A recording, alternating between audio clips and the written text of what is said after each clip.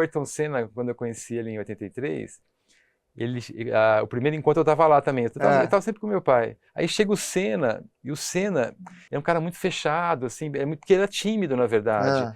E foi bonito ver que o Senna, depois de alguns anos, ele foi ganhando tanta confiança que ele foi ficando mais articulado. Então, assim, o próprio sucesso dele fez ele também se articular mais. O que a gente vê nos vídeos, né, muito, é um cara muito mais empossado ali, né? Ele, tipo, vai pra cima, fala, de atitude. E não um cara assim, né?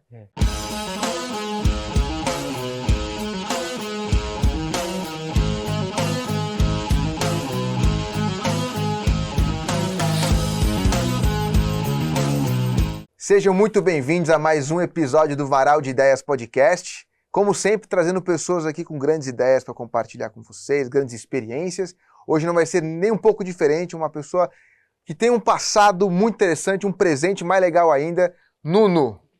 Seja bem-vindo. Patrick. Que bom que você está aqui, cara. Valeu. Fiquei muito feliz com a indicação do nosso amigo em comum, Carlos Monteiro. Carlos Monteiro, grande Carlos. Eu treinei o Carlinhos.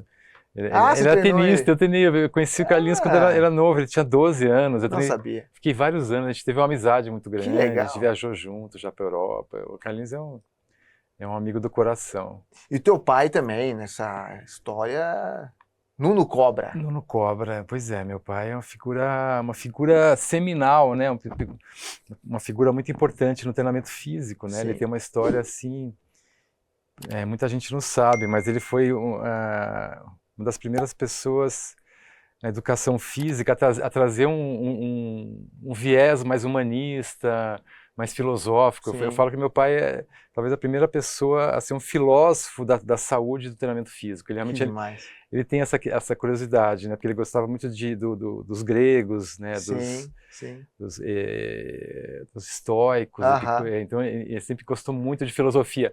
E ele é muito curioso. O legal do meu pai, assim, é que a grande característica dele é que ele sempre buscou essa coisa de ampliar a visão, né? Então ele estudou psicologia, né? Então foi trabalhar com o treinamento mental de atletas. Sim. Né? Então essa história dele é muito curiosa, assim. A gente vai falar bastante sobre isso. Esse caminho que ele percorreu. Deixa eu só apresentar aqui os nossos patrocinadores e apoiadores do projeto. Primeiramente, a gente vai falar um pouco da Flormel, né? Eu estava até te comentando aqui antes, mano, que alimentos saudáveis, né? A gente estava falando lá fora, a gente vai falar aqui também sobre alimentação, sobre ser saudável e tudo. E chocolate geralmente tem uma coisa de, olha, bombom e tal, não é nunca gostoso aquilo que é saudável, né? Isso é verdade. Pô, não tem açúcar, deve ser ruim, né? Mas, poxa, a gente vive um momento de saúde ser necessário, como sempre foi, mas as pessoas... Uma atenção maior, Uma atenção maior, né? As pessoas ficando doentes aí por uma má alimentação, né? Diabetes também, né? Super estourando. E você ter uma marca que se preocupa com isso, em trazer comidas boas, alimentos saudáveis, e gostoso, né? E gostoso, e ainda mais quando você fala de chocolate, que é algo que você presenteia também, né? Você costuma dar para pessoas curtir o momento, né? Toma um cafezinho, come um chocolate, não sei o quê. É importante que seja gostoso, né? É importante que seja bom, né? E a Flormel, ela tem, né, alimentos saudáveis, tem aí os bombons, os snacks que são muito gostosos. Então, corre lá no site www.flormel.com.br, usa o cupom de desconto, VARAL10, vai ter 10% de desconto na sua primeira compra. Show? E também quem tá com a gente é o Carlos, né? O Carlinhos. O pessoal da Evolve, que é uma rede de networking mundial. O Carlinhos é incrível. Ele criou esse negócio, que é a Evolve. A Evolve junta pessoas ao redor do mundo para falar de negócios, para se relacionar. Envolve todo mundo. Envolve todo mundo, né? Evolve e envolve todo mundo.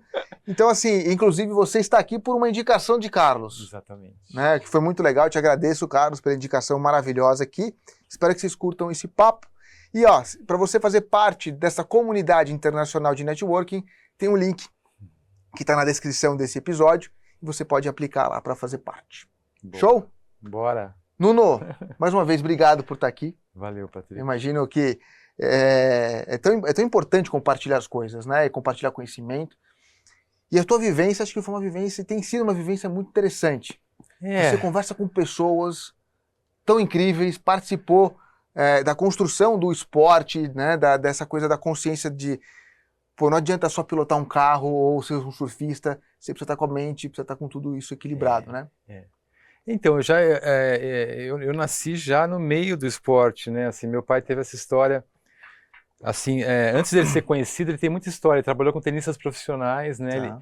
A gente morava no interior, a gente morava em Bauru, a gente veio para cá, eu tinha 11 anos, a gente foi trabalhar com a Federação Paulista de Tênis, então trabalhou com grandes tenistas na época, Cássio Mota, César Kist, Eduardo Oncins, João Soares, assim, você pode, vários, Cláudia Monteiro, Patrícia Medrado, ele trabalhou com quase todos os grandes tenistas da época, Jaime Oncins também, né, que foi um grande tenista. Então ele teve essa história no tênis muito forte, ele se estabeleceu no tênis, e é engraçado que ele foi um grande tenista, então ele jogava tênis também. É mesmo? Não sabia. A gente é uma família de tenista, eu quase fui tenista profissional. Caramba! A gente é uma família de tenista, né? Todos os irmãos, a gente chegou a ter um nível muito alto de jogar tênis. Assim. Eu adoro assistir. Eu só não fui profissional porque daí, né, chegou com 16 anos, eu não queria dedicar ao esporte, porque é uma dedicação muito grande, né? Você tem que abdicar de muita coisa. E aí nessa época eu já comecei a mudar, eu fui para a área da arte e a educação física muito presente, né? Eu falo da arte porque eu gosto de música, gosto de cinema, sempre fui muito curioso em relação a artes plásticas também. Tá. Então eu sou bem multifacetado assim nessa questão multidisciplinar aí. Né? E aí desde pequeno eu estava com meu pai, e meu pai é uma figura muito importante porque ele atuava muito na educação física. Ele pegou o carro dele e ele percorreu o Brasil inteiro para colher assinatura para tornar obrigatória a educação física no ensino superior. Ele foi o cara que fez isso. Caramba! E ele foi o cara que fez ele foi um dos responsáveis por fazer o primeiro curso de pós-graduação no Brasil na USP. Ele foi o cara que batalhou para pós-graduação aqui. Então, assim, nos bastidores, ele sempre foi um cara muito importante. Tá. Então, já era essa pessoa dinâmica. Meu pai é um vulcão de energia, ele é um absurdo, assim. Meu pai é um cara, ele é hiperativo. É tipo o Ziraldo, assim, eu falo, esses caras que têm energia que faz 10 mil coisas ao mesmo tempo, sabe? Sei. Meu pai é um vulcão. E o tempo passa e para eles não, né, parece. Há pouco parece. tempo atrás ele fazia palestra, ele ficava 3 horas falando e tava de boa, sabe? Meu pai, ele é muito energético, ele é um cara... Doido. Se eu ficar 2 horas falando seguida, eu já tô mortinho. Nossa, ele é um absurdo, assim, e tem energia para dar e vender. Então teve toda essa história, e aí ele ficou famoso com a história do Senna, né? Na verdade, o Senna, antes de ir para a Fórmula 1 em 83, ele percebeu que ele não ia segurar o tranco, né? Porque ele foi fazer um teste e ele desmaiou. Porque, na verdade, a transição da Fórmula 3 para a Fórmula 1 é muito radical. Você corre meia hora e de repente você tem que correr 2 horas. E a potência do motor, exatamente. Né? E Força G, tudo aquilo muda. As pessoas não sabem que você pilotar um carro, né, de Fórmula é uma exigência física absurda, né? Você perde às vezes 2 litros de água, o batimento cardíaco tem picos de 200 batimentos por minuto, você fica em média 150, 180 batimentos, é muito exigente. A questão muscular, física, pescoço, ou seja, você pilotar um carro é muito exigente. Né? O cara, mas tá sentado, precisa de preparação física. Você fala, mas o cara fica sentado e precisa de preparação. Não, precisa num nível estratosférico. E que não era algo comum. Se preparar fisicamente como piloto. Então, isso que eu falo, o Senna, eu admiro muito nele, uma coisa que eu admiro no Senna é que ele é um cara, era um cara muito inteligente, ele é muito sagaz, ele tinha uma sagacidade, porque ele foi a primeira pessoa, o primeiro piloto a introduzir uma preparação física profissional e preparação mental também. Então, naquela época, pode falar em preparação mental em 83, era meio preconceito. Por que eu vou ter que ter preparação mental? Tem que ser meio maluco, né? Será que eu tenho um problema? Eu tenho que procurar um psicólogo? Então, ele não, ele tinha essa visão. Ele falou, cara, eu preciso de um apoio, eu preciso de alguém que me oriente na parte, porque a parte psíquica é muito importante na competição. Eu até diria que é o que define. Eu falo assim, na verdade, meu pai fala uma coisa que é bem interessante. Ele fala que a diferença, se você pega os 50 melhores tenistas do mundo, a diferença entre os 50 e o primeiro é só mental. Assim, ele fala... Tá. Assim, parte técnica. O 50 poderia ser... O cara que tem 50 poderia ser primeiro, se ele tivesse confiança, se ele tivesse um mindset. Então, assim, na verdade é isso. A parte mental, ela define o campeão. Sim. Na verdade, assim, tem gente que consegue ultrapassar essa barreira, tipo o Medina, né? O Medina, por exemplo, é um cara que ele tem um mindset de campeão desde pequeno. Ele já conseguiu... Ele tem esse mindset de competição, tanto que ele cresce na competição. É o tipo de atleta que ele, na verdade, na pressão ele treina ali, mais ou menos, brinca. Você pega o Medina treinando, ele vai estar treina, brinca, mas na competição alguma coisa acontece que ele tem um mindset de campeão, né? Então, assim, ele já tem isso. E outros já têm mais dificuldade, né? Porque, assim, é muita pressão. Você está ali competindo, dependendo disso para mostrar serviço para patrocinador, para continuar vivendo, né? Sim. Então eu falo que a questão do atleta, hoje em dia, cada vez mais, o atleta ele tem uma pressão ao nível de um executivo de alto desempenho. Né? Assim, o atleta ele tem uma pressão enorme, porque ele tem uma equipe enorme abaixo dele, ele tem que dar conta de 10 mil coisas. A gente que assiste vê só o cara em campo. Nossa, o cara ele não joga, é uma loucura. Tem que fazer um gol, né? A obrigação do cara é essa, né? Isso. Mas, na real, ele tem outras milhões de obrigações que vêm junto com isso. E cada vez mais. Aí tem que postar, tem que fazer isso, tem que gravar com o patrocinador. Então, o esporte ele perdeu aquele ar romântico, né, que era pré-década de 80, e cada vez mais ele está cada vez mais profissional e mais exigente. Isso tem um custo muito grande, né? Sim. A gente estava conversando aqui antes, essa questão do atleta, a depressão também no esporte, a gente não fala muito sobre isso, mas a depressão no esporte está ficando cada vez mais comum e ainda é um tabu. Sim. Né? A pessoa fala, pô, fiquei deprimido, mas é muito que comum. foi um caso recente da Biles, né? A ginasta que decidiu não competir e ela falou, eu não tô com a cabeça boa. Se preservou. E foi bacana isso. E a Biles é um puto exemplo, porque ela fez um tratamento super longo, bem caprichoso, e ela falou uma coisa bem legal numa entrevista, que ela falou assim, aliás, na Olimpíada, ela falou, eu queria agradecer a minha psicóloga, que sem ela eu não sou nada. Tipo assim, eu não estaria aqui competindo se não fosse a minha psicóloga, que todo dia eu converso com ela. Porque é isso, ela teve uma infância difícil, ela tem traumas, né, que na verdade, eu falo o seguinte, a gente acha que quem que vai falar com psicólogo é uma pessoa que tem problema mental, na verdade é o contrário, é a pessoa que está buscando saúde mental. Né? Não é que você tem problema, você vai falar com o psicólogo, na verdade você está procurando se curar de coisas, todo mundo tem, né? Muita gente tem, né? Você tem questões, então é uma coisa saudável, né? A terapia. Embora o meu trabalho não tenha nada a ver com eu não sou um terapeuta, não sou psicólogo.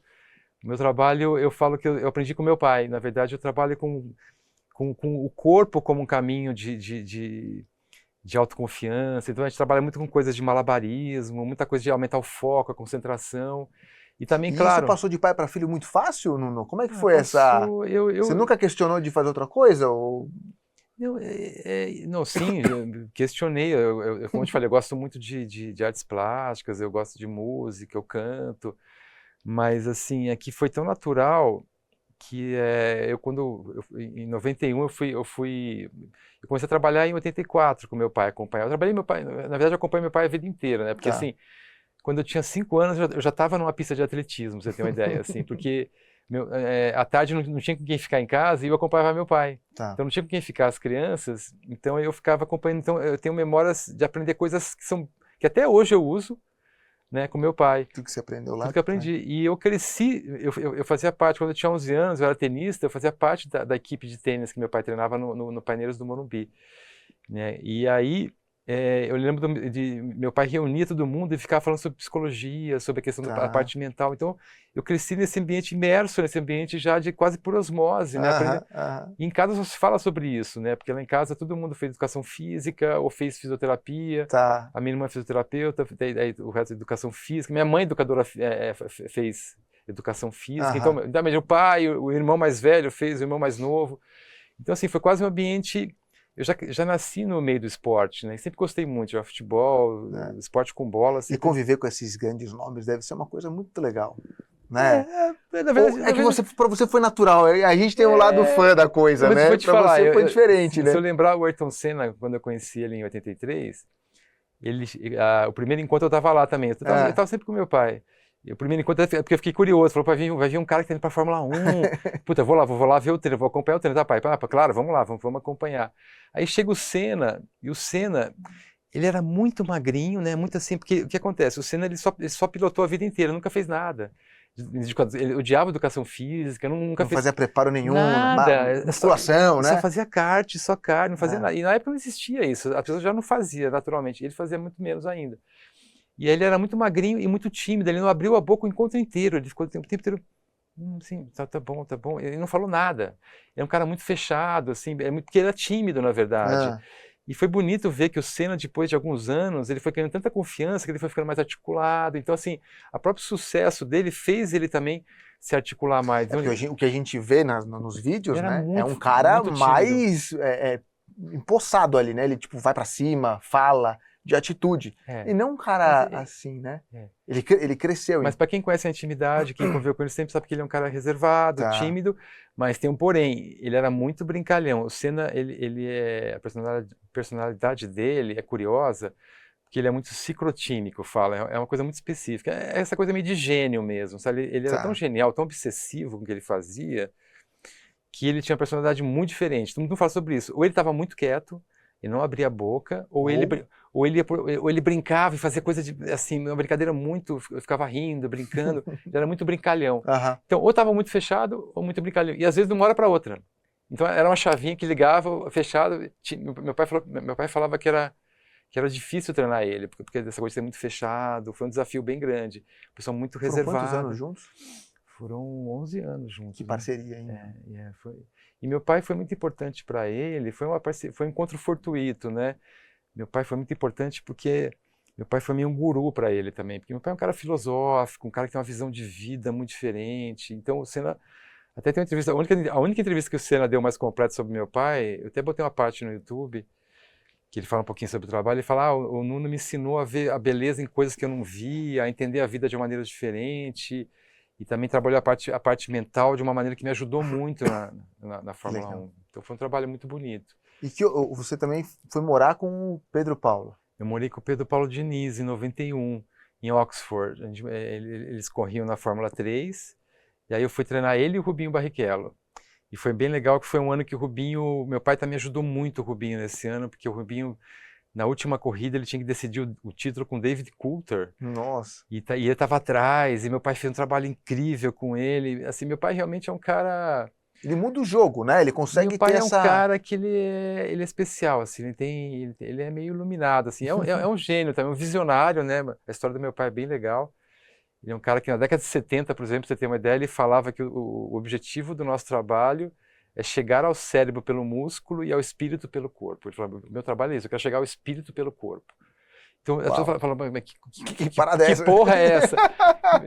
O pessoal fala, mas esse cara é louco, né? Assim, porque ele realmente é fora da curva. Meu pai é um cara que ele é muito sensitivo. Ele é um cara que...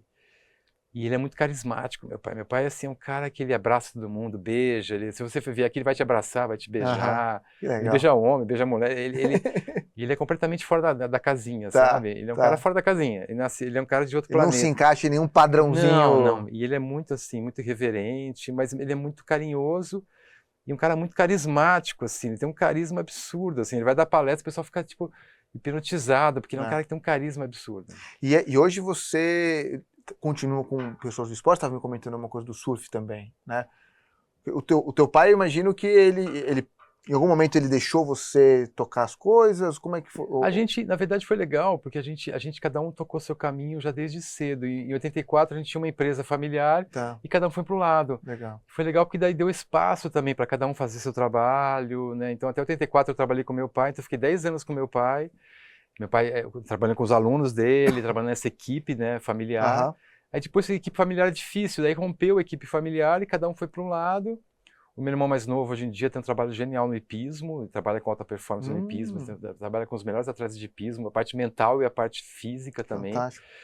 E eu acabei trabalhando com surf eu acabei trabalhando com surfistas, principalmente que virou um esporte de altíssima performance também. O surf tem um destaque, é genial, porque também, assim, meu irmão é surfista, meu irmão, o Renato, ele vai pro Havaí, tem surfa, e eu também surfava.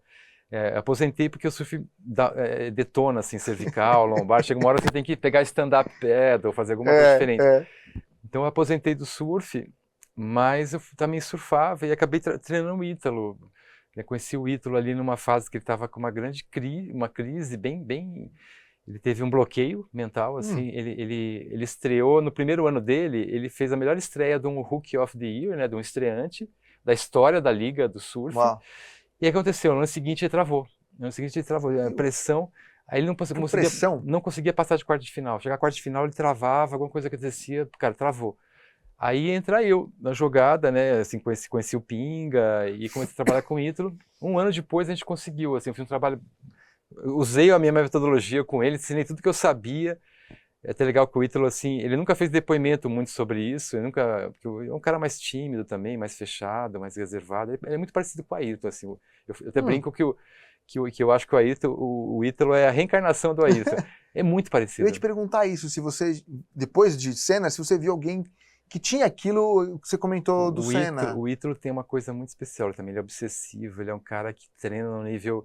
Porque o Senna também ele virou um super atleta, e o Ítalo é muito parecido, ele treina num nível físico assim, talvez o surfista que tem o melhor preparo físico, o Medina também tem um preparo físico incrível, mas o Ítalo também ele é muito dedicado à preparação física, eu falo, mas ele é parecido pelo jeito. E é engraçado que ele nasceu poucos dias depois que o Ayrton morreu. Então eu fico brincando com isso. Ele nasceu alguns dias depois. Foi pra lá. O Ayrton reencarnou no Ítalo, eu falo isso.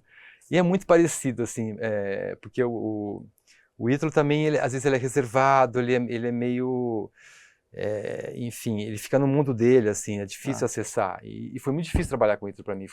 O desafio que meu pai teve com o Ayrton, eu tive com o Ítalo de novo. E é engraçado que os dois foram os atletas que mais deram destaque pra gente, porque o Ítalo foi campeão olímpico, né? Então o Ítalo é o atleta que meu atleta uma história de superação também. Que teve mais sucesso, ele vem de baixo, ele é um cara incrível, de superação, porque ele saiu de um bloqueio, exato, né? Ali bloqueou, aí ele conseguiu aprender um monte de coisa de respiração, enfim.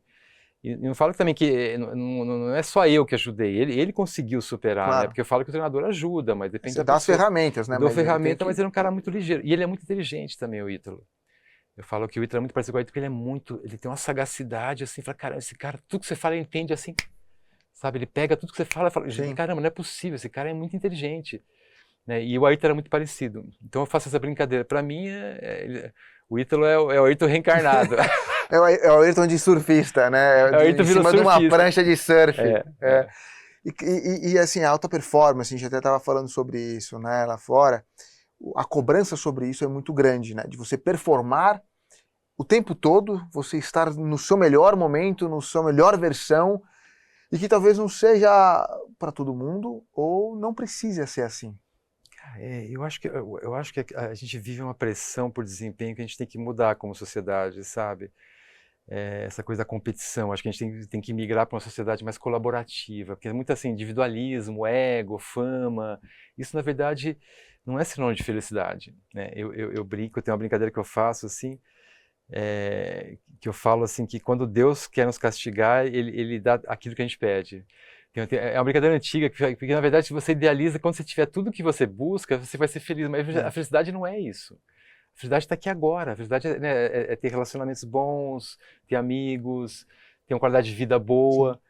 E quando você perde qualidade de vida e tem muita pressão, às vezes pode ser, um custo muito grande, eu falo. Né? Então, assim, por isso que é normal, eu até te contei aqui antes, é muito comum hoje em dia a depressão pós-conquista. É um fenômeno muito comum nos atletas. Então, o atleta, quando ele atinge o máximo da conquista, ele tem uma depressão. Né? Aconteceu com Medina, aconteceu com Felipe Toledo, porque eles vivem uma pressão tão grande que quando chega lá, é um esgotamento muito grande. E aí ele percebe que é isso que é felicidade? Não é. Né? Aí tem que inventar mais um objetivo. Então, eu falo que a gente tem que repensar essa coisa do individualismo, né? Essa coisa do culto ao campeão, culto... Porque, na verdade, eu falo assim, a vida de um atleta não é essa maravilha que a gente pensa, né? A maior parte do tempo ele está lá treinando que nem um desgraçado, chega no vestiário, toma um banho e vai para casa dormir porque está quebrado. A vida do atleta é isso. Né? É abdicar de muita coisa. É abdicar de muita coisa, entendeu? Então, assim, eu acho que... E ao mesmo tempo a coisa mais... Eu não estou falando que para pessoas não fazerem esporte, não competir, porque eu também sou muito competitivo, eu adoro competição. E é uma paixão muito grande. Ele faz isso porque ele é apaixonado por isso. Né? Competir é uma paixão muito grande. Não estou falando isso. Estou falando só para a gente não confundir que você ter sucesso é importante, é definitivo na sua felicidade. Porque não é. Você pode ser uma pessoa que está ali batalhando e ser feliz mais do que... Ele tem uma coisa interessante agora, foi um tenista, que é o Rublev, ele falou assim, ele falou uma coisa interessante, ele falou, as pessoas não sabem, mas um tenista que está entre os 200 do mundo é muito mais feliz do que um que está entre os 10. Ele brincou com isso, eu era muito mais feliz antes, agora minha vida é um inferno, tem um monte de bajulador, eu ganhei muito dinheiro, mas tem um monte de gente que é atrás de mim, eu não sei quem que é amigo, quem não é. Então a gente sabe, o sucesso tem um custo muito grande. Porque a cobrança também das pessoas que nem eu que assiste, que gosta de assistir e acha que manja, né? Então fica dando pitaco, xinga o cara quando ele perde. Cobra demais. Fala, que absurdo. E sai na imprensa, aí o cara vira motivo de tudo que é tipo de assunto. Ou seja, a fama, só para esse adendo para falar que Sim. a fama, a gente idealiza que a fama e o sucesso é o auge da felicidade, mas a felicidade não é Como é isso. que os atletas lidam com a frustração? Porque frustração, eu falo por mim, né? Eu sempre tive muito medo de me frustrar com as coisas. Então, isso sempre foi um bloqueio para olhar para grandes sonhos. Sim. O atleta, ele se frustra também, porque ele não ganha tudo. O Senna não ganhou tudo. Não. Né? Ele mais perdeu corrida do que ganhou corrida. Sim. Mas ele chegou lá 3 vezes e foi campeão mundial. Trazendo para o mundo do tênis, o próprio Federer recentemente, né, falou: Mais perde do que ganha, né? eu ganhei 80% das partidas, mas eu perdi mais de 50% das bolinhas. Que Então, louco, assim, né? no game, eu perco mais do que eu ganho. Só que ele falou, eu tinha uma mentalidade resiliência, né? Vamos pro próximo. Eu acho que essa coisa da frustração, a gente tem que entender que não existe aprendizado sem erro, né? A gente vive uma sociedade que lida muito mal com o erro. A gente aprendeu que, assim, por quê? Porque a gente erra, o pai corrige. Então, você não pode errar, você vai mal na prova, você é reprimido. Então, acho que a gente tem que também virar para uma sociedade que tolera mais o erro. Porque as pessoas, se você tem medo de errar, você não evolui. Sim. Né? Porque, assim, evoluir é tentar, é errar. E esses caras que têm sucesso, que nem o Ítalo, que nem o Senna, são os caras que eles fazem, tipo, 5 horas, eles erram 50 mil vezes. Entendeu? Para aprender a fazer uma manobra. O Ita é isso, ele vai lá e fica fazendo a manobra até conseguir. E ele tem uma resiliência maior que os outros, entendeu? Porque o cara não vai conseguir ficar treinando tanto assim. Mas ele não, ele é um cara que tem uma resiliência muito grande, porque ele aprende a lidar com o erro no próprio treino. Sim. De cara, né? Mas quando a pessoa perde, né? Porque competição é isso, né? Você tá lá competindo, daqui a pouco você perde, você tá desclassificado. Muita gente não lida bem, mesmo o Ítalo também às vezes quebra a prancha, né? O Ayrton fica pé da vida quando perdia, são pessoas que são muito competitivas, eles têm dificuldade de... Mas eles sofrem muito tempo com isso? Ou conseguem, sofre naquele momento, fica louco, quebra a prancha e aí, próximo? Sofre um tanto, alguns dias, demora um pouco para passar. Tá. Demora um pouco, se arrepende, tem um monte de crise, eles são muito exigentes. São pessoas que têm uma autoexigência consigo mesmo muito elevada, né, assim. E o perfil do atleta é curioso, são pessoas muito diferentes, assim. São pessoas que têm uma necessidade de autoafirmação muito grande. São pessoas que têm que se autoafirmar. Então, o atleta, por um lado, são pessoas que têm uma insegurança crônica, né, porque se ele tem que se afirmar, porque ele não está seguro. Então, entende quando o perfil psicológico do atleta não é assim, o cara é um gênio, não. O cara às vezes é muito inseguro, mas ele tem que como ele tem que se autoafirmar, ele tem que ser o primeiro. Né? Porque ele tem que provar para ele mesmo que ele é bom. Sim, sim. Entendeu? E esse paralelo com o mundo corporativo, porque também no corporativo veio com uma pegada muito forte da performance também, né? Muito. Como se... Que está mudando também, né? Como se todo mundo que trabalha em qualquer negócio tem que performar o tempo todo. Cara, o cara tem que ser o melhor. E se faz esse comparativo, né, com os esportes. Isso é cruel.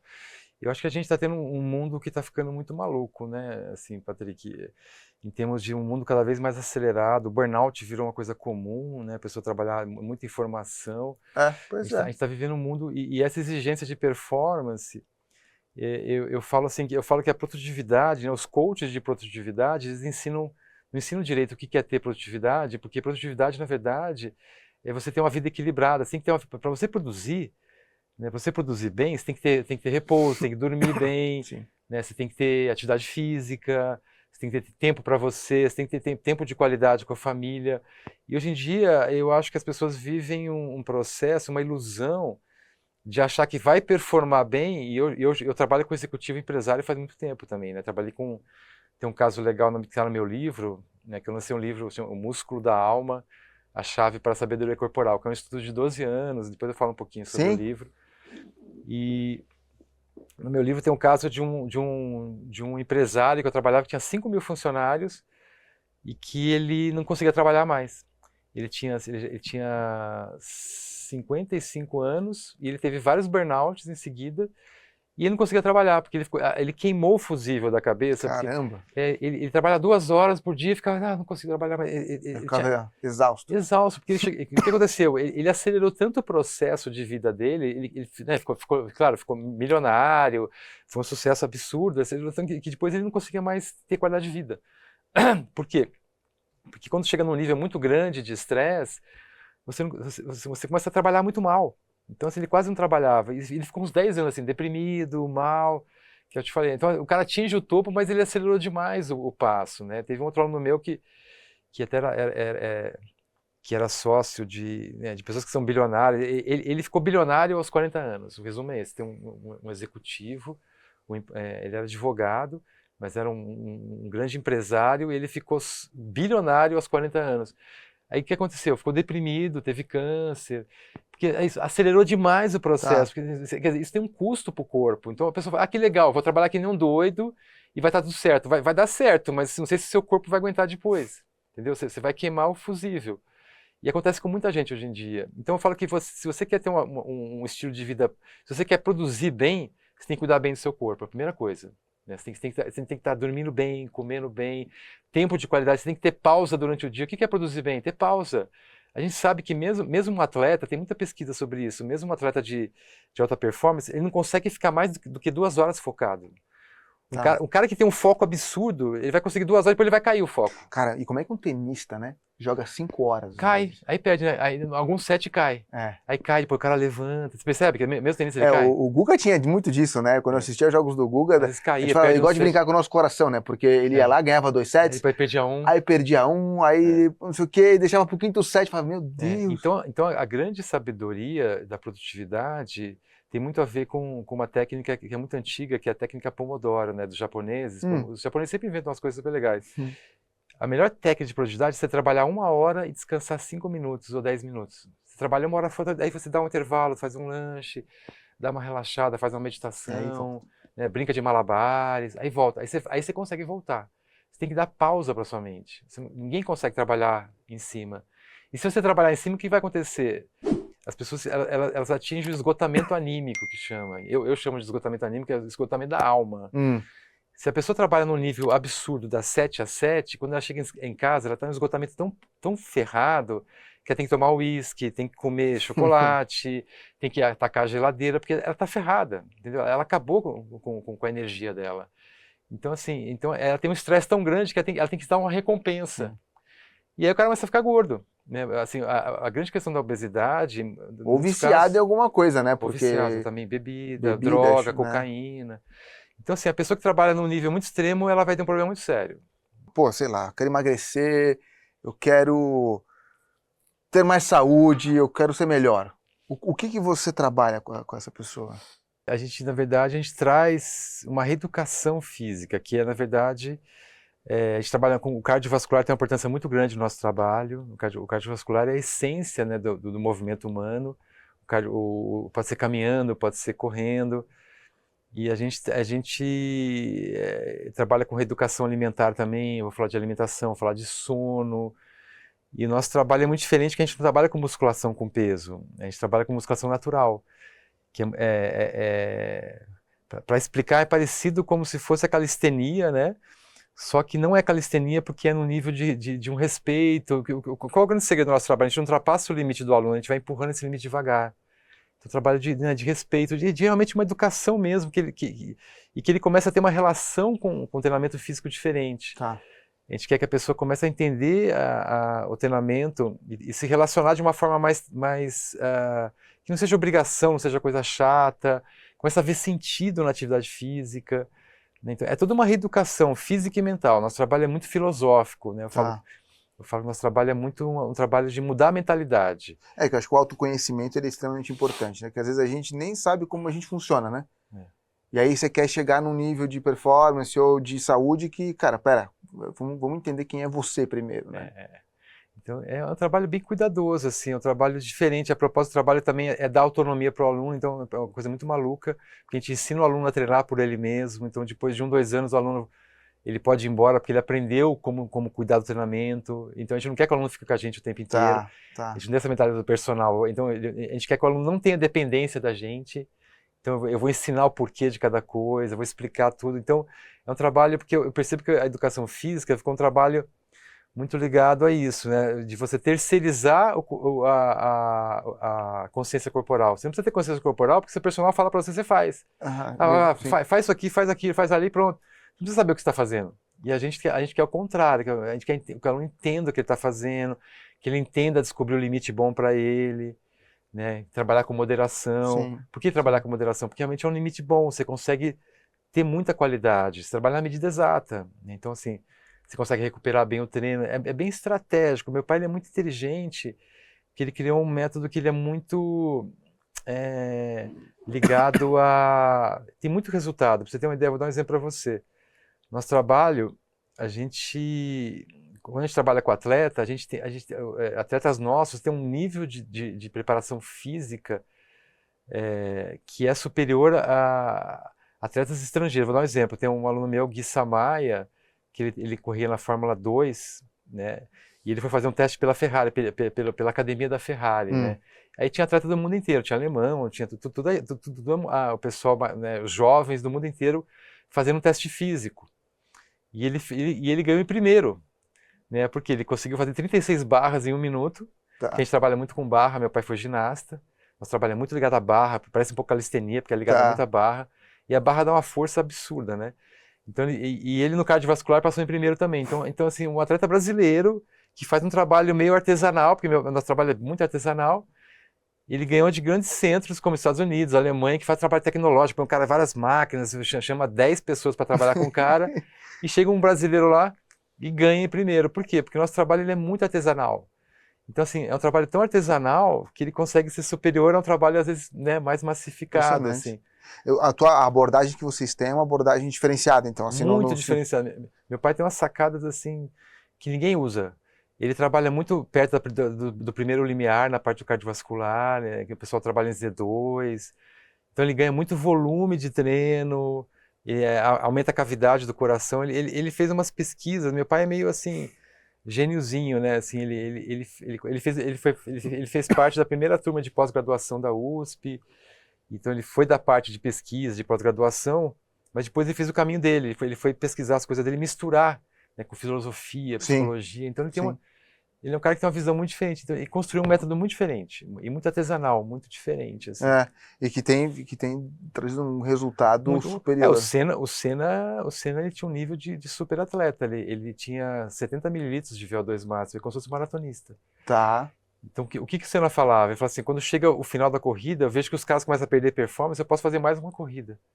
Posso fazer 2 corridas e não vou perder performance. Desde que o carro não quebre na mão dele, né? Exatamente. Ele tem que levar o carro quase que andando sozinho. Aquela corrida, né, de Interlagos que ele, no fim ele desmaia de dor. Então ali, ali, né? Por exemplo, o que ele conseguiu foi por causa da preparação física dele, porque ele era para ele ter desistido antes, né? Porque ele acabou com a musculatura, ele chegou num nível de exaustão muscular que quase ninguém aguenta, ele quase desmaiou dentro do carro. Porque não tinha marcha, teve que levar sem marcha, né? Pilotar um carro sem marcha. Travado na 6ª marcha ali. Segurou tudo na mão. Não sei como, né? Aquele é meio louco mesmo. Porque... ele tinha que fazer Tem que ser um cara que é tão obsessivo com a vitória que aguenta uma dor absurda. E interessante, né? Que você falou dos altos e baixos, né? Da performance. O cara, quando chega no ápice, ele tem uma depressão. Isso aconteceu com o Senna também, em algum momento? O Senna sim. Eu lembrei do Phelps também. O Phelps, o Phelps mostra bem isso. O Phelps, ele foi o cara o mais bem sucedido atleta olímpico de todos os tempos, né? 8 medalhas de ouro. Falando, o cara chegou no ápice do atleta. O cara tá no Olimpo, né? Aí ele parou, teve problema de alcoolismo, ganho de peso. É difícil, assim, né? Quando o atleta para de competir, é complicado. E o Senna, o que ele tinha, né? Quem convivia com ele, o Senna, ele era uma pessoa, como ele se cobrava muito, num nível muito elevado, ele é uma pessoa que tinha um nível de angústia e sofrimento muito grande, né? Assim, uma angústia interna, né? Ele é um cara que tinha muito isso, como uma exigência tão grande que era um peso muito grande para ele sofria muito com isso. Tem uma entrevista do Senna que logo que ele ganhou o primeiro título mundial, que ele chora, ele fala isso, né? Eu até postei no meu YouTube, essa entrevista para mim mostra, a gente conviveu com ele, sabe disso, né? Quanto ele sofria também por isso, por ter que sustentar tudo que ele se propunha a fazer, sabe?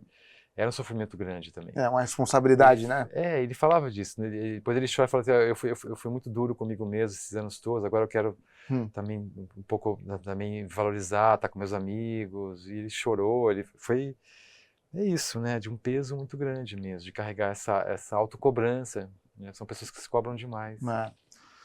Nuno, o que mais que você tem olhado aí em relação a... Eu fi... a saúde mental, física das pessoas? Eu queria falar um pouquinho bom, tem o meu livro, né? Eu queria falar um pouquinho do meu livro sim. O Músculo da Alma. Baita nome, Músculo da Alma, muito interessante. O subtítulo é A Chave para a Sabedoria Corporal. Ele é um livro bem interessante, assim, ele foi bem importante na minha área, de trazer essa visão, trazer a visão do meu pai, carregar esse conhecimento e explicar cada coisa que a gente faz, está lá no livro, é bem legal. É surpreendente. O livro do meu pai é o livro mais vendido na área de saúde e treinamento físico no Brasil. Vendeu mais de 700 mil cópias. Uau. É o Semente da Vitória. Então é a continuação do Semente da Vitória, mas indo para outros detalhes, meio carregando essa herança, mas trazendo muito para essa questão de a gente rever a questão até do... né, eu tenho uma pesquisa muito grande em relação ao emagrecimento consciente. Eu trabalho há 40 anos com emagrecimento também. De uma abordagem completamente ao contrário do que as pessoas fazem. Você falou para mim, quer emagrecer? Faz ao contrário do que te pedem. Exatamente. Se você quer emagrecer, faz tudo ao contrário. O cara fala, vamos acelerar, não acelera. Porque assim, para você perder peso, o nosso organismo ele resiste à perda de peso. Então, para você perder peso, você tem que tapear seu organismo, você tem que perder devagar. A maneira mais eficiente de perder peso é perder devagar. Até porque gente que perde muito rápido, até tem pesquisas que mentalmente ele não consegue aceitar a imagem que ele tem, ele volta. Assim, se você perder peso, se você for um cara que está 70 quilos acima do peso, você perde em um ano, você não fica. A sua mente não vai deixar você ficar ali. Você não acostuma com a imagem corporal, você não tem tempo de acostumar. Isso é um fator psicológico. Sim. Mas fora isso, sempre que você perde peso rápido, você aciona um efeito rebote. Então tudo que você faz radical para um lado, você faz o efeito para o outro. Tá. Então a gente sabe hoje em dia que 95% das pessoas que fazem dieta restritiva voltam para o peso anterior ou ganham ainda mais peso. E o uso de medicamento? O medicamento, na verdade, a indústria farmacêutica ela se apropriou desse discurso que vai resolver a obesidade, mas não vai resolver. Assim, o remédio ele é coadjuvante, você nunca vai tomar um remedinho que vai resolver, porque na verdade são muitos fatores. Você tem que estar ativo, tem que ativar o metabolismo. E quando resolver vai ser terrível, porque a pessoa vai achar que pode não fazer atividade física, pode continuar comendo qualquer merda. Sim, entendeu? Sim. Então, assim, quando achar que resolveu... Então, assim, o remédio ele é coadjuvante. Mas você não pode tomar remédio o resto da vida. Os efeitos colaterais... Não tem nenhum medicamento que não dá efeito colateral. Sim. Então, esse milagre da indústria farmacêutica que se vende é para vender remédio, né? Porque está vendendo bilhões. A gente vive uma corrida do ouro hoje em dia, assim. Né? Você tem dela a empresa desse último medicamento, como é que chama? Do Ozempic, virou a maior fortuna lá do país onde ela está, né? Supera o PIB do país. Ela ganha mais do que o PIB inteiro do país. Então, assim, virou uma corrida do ouro de vamos inventar um remedinho que vai, mas o remedinho não vai dar. Que é o que as pessoas querem, né? Também, né, Nuno? Ninguém quer perder peso devagar. Exatamente.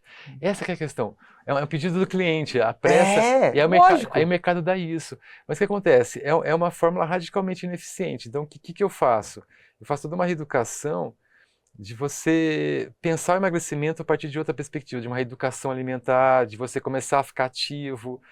A gente sabe, por exemplo, que a atividade cardiovascular de baixa intensidade, o que acontece? Existem duas maneiras cientificamente comprovadas de você otimizar a perda de peso. Um é o treinamento em zona de fat burn, que é uma zona de baixa intensidade, ou de alta intensidade. São as duas fórmulas melhores. E as duas hoje em dia a gente sabe que as duas são similares, são muito parecidas. Elas são... Você pode optar ou uma ou outra. Tá.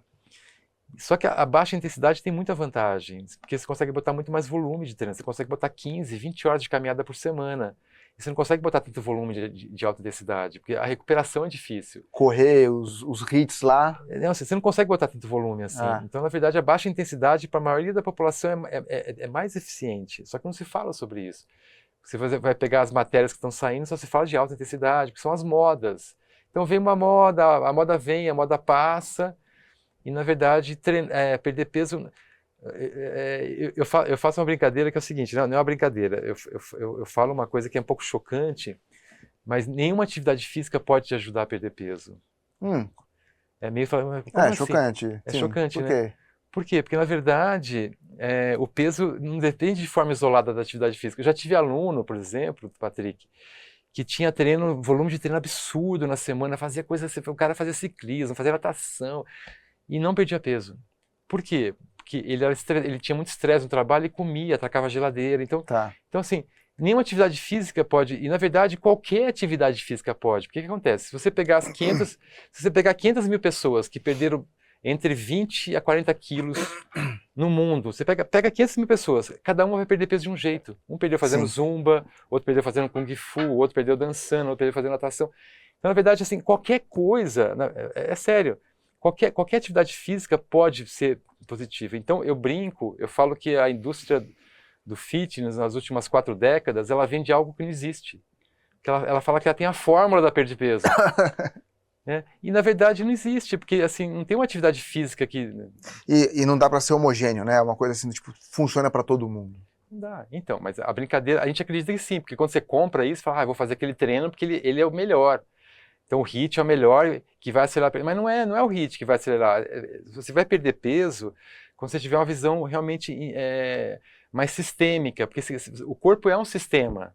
Agora você quer mexer num sistema fazendo alguma moda, treinamento, fazendo dieta. Isso, na verdade, perturba o sistema, é agressivo para o sistema. Pra você ter uma ideia, uma pessoa que faz uma dieta um pouco mais radical, que perde mais de 3 quilos por mês, já é uma dieta um pouco radical, restritiva, o sistema endócrino dela demora 2 anos para se recuperar dessa bagunça. Então fica bagunçado o sistema dela e ela tem mais dificuldade de perder peso. Ela começa a ganhar mais peso. Então, todo mundo que faz dieta, a dieta não é uma coisa impune, que você faz a dieta que é beleza, perder peso, legal. Você perde massa magra, a maior parte das dietas, se você corta carboidrato, você perde músculo. Né? Então, eu brinco, tem aluno meu, que foi até interessante, um aluno meu, ele ficou 10 anos treinando musculação, fez uma dieta e perdeu todos os músculos. Em 1 ano ele perdeu tudo. Caramba. Por quê? Porque fez uma dieta radical. Não tudo, né? Mas perdeu uma quantidade muito grande, ficou flácido. O cara fica 10 anos treinando e faz uma dieta radical, perde musculatura.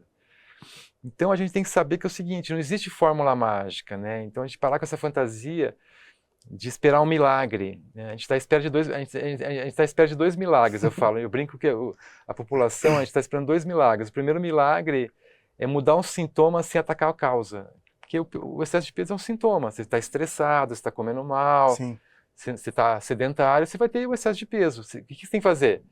Tem que atacar esses 3 sintomas. Não tem que fazer uma dieta. A dieta é o atalho. O atalho nunca adianta. O atalho remédio, o atalho é sempre o pior caminho. Tem uma história que eu conto, que é muito legal, do rabino Newton Bonder. Ele conta a história de um peregrino que estava numa encruzilhada, né, numa cidade santa. Aí ele chega para o menino e fala assim, qual que é o menor caminho para a cidade? Ele fala, você quer o caminho mais curto ou mais longo? Eu quero mais curto. Então você vai por ali. Aí o peregrino vai lá, e ele se depara com uma mata fechada, não consegue chegar, fica 1 hora da volta, tem que passar, é um caminho terrível, o caminho acaba, não sabe para onde ir, ele volta, fala, mas você falou que o melhor caminho, não, eu falei que o caminho mais curto é esse. Se você pegar o caminho mais longo, você chega bem na cidade. É bem isso. Então, na verdade, é isso. A pessoa, ela busca o atalho, as pessoas que buscam o atalho, elas não encontram, elas não chegam. Porque elas ficam no efeito sanfona a vida inteira. Né? Eu falo que a gente vive uma realidade hoje em dia das dietas que duram a vida inteira. Tem uma amiga minha que está de dieta desde a década de 80. Ela está permanentemente em dieta. Então, é muito sofrimento, é uma relação angustiada com a perda de peso. Ela não está fazendo aquilo de uma forma positiva. Ela faz lipoaspiração. É por punição, parece também, né? Ela está se punindo naquilo. Também tem a coisa da punição, virar autopunição, porque é sofrer, porque comeu demais, aí quer fazer muita atividade física para pagar o que ela fez. E aí pega até ódio pela comida, né? Ela fala assim, nossa, não posso comer nada, né? Eu acho que a gente está com a gente chama de mentalidade de dieta isso, uma mentalidade muito restritiva. Então a pessoa corta tudo, depois, então ela na verdade, como ela é muito radical de um lado, é o 880, né? Ou ela restringe muito durante um tempo, ou ela tem muita compulsão depois. Então, na verdade, é uma balança que nunca... Entende que você nunca atinge o equilíbrio? Sim. Então é sempre 880. A maior parte das pessoas estão nessa gangorra. Por quê? Estão pegando atalho, elas querem rápido. Só que esse rápido não chega. Por quê? Porque o atalho, na verdade, não é um caminho sustentável, né? É um caminho que você não está mudando o hábito. Verdade. Né? Verdade. E é interessante que quando você pensa em mudança de hábito, todo mundo fala assim, é muito difícil mudar hábito. Não. Né? Hoje em dia existe estratégias como mini habits de você mudar aos poucos, né? Dar um passinho de cada vez. É muito fácil mudar hábito. A gente sabe que depois de 21 dias você já começa a engatar mais e depois de 3 meses, qualquer hábito que você tiver, ele se fixa. E aí você não tem mais esforço. A hora que o hábito se fixou, você não tem esforço zero. Né? Porque o hábito serve para isso. Para que serve o hábito? Você sabe para que serve o hábito? Não, para que é? É para você ter menos gasto energético. Ok. Então, assim, se você tivesse que toda hora pensar, eu vou tomar banho ou não, e ficar com uma crise... Se eu devo ou não devo? Você vai ficar uma hora assim, será que eu devo, mas eu não quero. Aí você automatiza, você vai tomar banho que você automatizou, você vai escovar o dente que você automatizou. Então o hábito serve para você Antes de dormir, você faz isso e aquilo outro, né? Então, assim, qualquer hábito que você fizer é um esforço que você faz durante um foco que você faz durante 2, 3 meses. Mas depois que o hábito entra, o esforço é zero. Então, se você tiver o hábito de não comer doce, você não vai querer comer doce, não faz questão nenhuma. Verdade. Se você tiver o hábito de fazer atividade física, você vai fazer porque você acostumou. Sim. Né? Então, assim, mudar hábito é muito mais interessante. E eu trabalho com mudança de hábito. Eu criei várias estratégias, criei todo um processo de mecanismos de ensinar o aluno a fazer passo a passo para ele conseguir mudar cada hábito que é importante. É muito importante, né? Acho que... É o que funciona. Pois é, e é o que sustenta. Né? Você falou de mudança pode até vir com todos os atalhos, mas aí não sustenta também, né? Depois cai, lá para frente. Cai, aí você se decepciona, frustra. Não quer saber, não vou mais nem olhar para isso. Porque o que acontece com a dieta? As pessoas querem perder peso rápido, perdem, mas tem muito reganho, né? O índice é muito grande, 95% de pessoas têm reganho. Então, assim, você fica sempre, na verdade você nunca chega, você fica sempre inivindo, faz muito esforço, sofre pra caramba, depois... Por quê? Você não mudou a essencial. Você não está ativo fisicamente, você não está dormindo bem. Então, assim, são 4 fatores, né? Para você emagrecer, o emagrecimento consciente, ele depende do quê? Atividade física, regular, né? E que você tenha prazer, que seja uma coisa que você goste de fazer, uma coisa sustentável, não é uma coisa que você odeie fazer. Reeducação alimentar, né? Sono de qualidade, ou seja, tem um ritual de sono, que você vai dormir mais cedo, que você vai dormir relaxado, faça meditação. Então o sono é muito importante, ele regula muito o peso, o sono. As pessoas não sabem o quanto é importante o sono. E a última, a administração do estresse. São 4 fatores. Se você não trabalha esses 4 fatores, assim, dificilmente você vai ter uma manutenção do peso que seja duradoura e sustentável. Fantástico. Você fica sempre de volta. Baita dica. Importante. Nuno, para a gente caminhar aqui para a nossa conclusão. No Varal de Ideias, a gente, no final, sempre traz as ideias que você gostaria de pendurar no varal. Então, me traga aí algumas ideias, 2 ideias do que a gente discutiu aqui, que para você são as mais importantes para quem está ouvindo dentro de casa. Eu queria deixar uma ideia que eu tenho trabalhado muito, né, na minha pesquisa, que é em algum momento a gente vai ter que regular o mercado, né? Porque assim, o livre mercado, eu brinco que o livre mercado ele pariu um monstro, porque assim, o que acontece? O livre mercado, ele acaba deixando as pessoas darem o que o cliente pede. Então tem muita clínica, tem muita coisa que não ajuda a saúde das pessoas hoje em dia. Então uma das coisas que eu gosto de trazer é essa ideia da gente também começar a mudar a mentalidade das pessoas. Meu trabalho é esse, é mudar a mentalidade, né? Então trabalhar o mercado, mas a culpa não é do mercado, a culpa é que o cliente pede. Então, assim, eu falo, o mercado só vai mudar quando o cliente mudar. Essa é uma filosofia minha. Então, por isso que eu trabalho com reeducação. Né? Se você muda o cliente, o mercado muda em seguida. Boa. Legal. Ótimo. Nuno, obrigado. Obrigado por trazer esses insights, as tuas histórias, os teus convívios que você teve aí com grandes atletas. Acho que foi bem bacana. Mas muito obrigado. Obrigado. De Prazer verdade. Pra ti. Foi ótimo conversar com você. Bom conhecer você também, né? E você em casa, se você curtiu, deixa seu comentário aqui embaixo também, compartilha e muito obrigado, até a próxima.